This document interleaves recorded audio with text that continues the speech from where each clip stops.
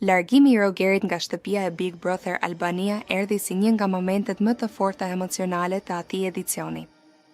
Vendimi i tij për të lënë lojën pas kërkesës së vazhdueshme të Monikës që ai të bilte u interpretua në mënyra të ndryshme nga publiku dhe banorët brenda shtëpisë. Që në fillim Rogerti ishte paraqitur si mendje malesore i fortë me qëndrim krenar i drejtpërdrejtë dhe me një lloj burrërie tradicionale që shpesh e theksonte në debatet me të tjerët. Ai përpiqej të mbante një profil të vendosur, duke mos u tërhequr nga përplasjet dhe duke u shfaqur si njëri që nuk ndikohet lehtë. Por dinamika me Monikën ndryshoi krejt rrjedhën e lojës së tij. Monika, një nga figurat më të forta dhe më të komentuara të atij sezoni, ishte e njohur për strategjinë e saj të qartë, për mënyrën si provokonte dhe si dinte të hynte në psikologjinë e tjetrit. Shumë shikues e kanë cilësuar si lojtare që ka bërë çorap Shqipërinë një metaforë që nënkupton ndikimin e saj të madh në publik, në debatet mediatike dhe në rrjetet sociale.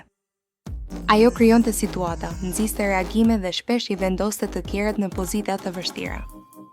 Kur Monika filloi t'i kërkonte Rogerit që të dilte nga shtëpia, situata mori për masa të tjera. Kërkesa e saj nuk ishte vetëm një fjalë e thënë në nerva, ajo u përsërit dhe u shoqërua me presion emocional, diskutime të forta dhe tension të vazhdueshëm.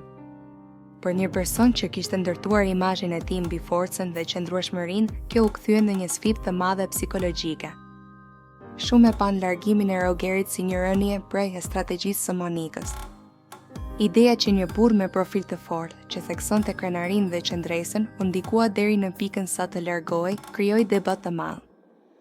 Disa e interpretuan si dobësi, të tjerë si një akt krenarie, duke menduar se ai zgjodhi të ruajë dinjitetin e tij duke mos vazhduar në një ambient që e konsideronte të padrejtë ose të rënduar emocionalisht. Nga ana tjetër, Monika u pa si lojtare që arriti të destabilizojë një kundërshtar të fortë. Ajo e përdori presionin, debatet dhe fjalët si mjet e loje. Në reality show, psikologjia është po aq e rëndësishme sa strategjia. Kush arrin të ndikojë emocionet e tjetrit, shpesh fiton terren. Ky episod ngriti një pyetje më të gjerë: a është largimi dorëzim apo zgjedhje e vetëdijshme?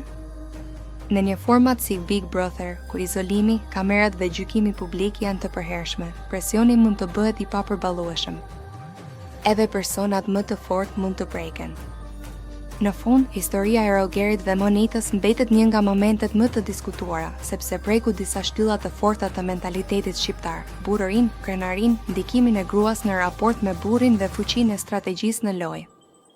Pavarësisht këndvështrimit, është e qartë se dinamika mes tyre la gjurmë si brenda shtëpisë ashtu edhe jashtë saj, duke treguar se në Big Brother jo gjithmonë fiton ai që duket më i fortë, por ai që di të luajë më mirë me emocionet dhe situatat.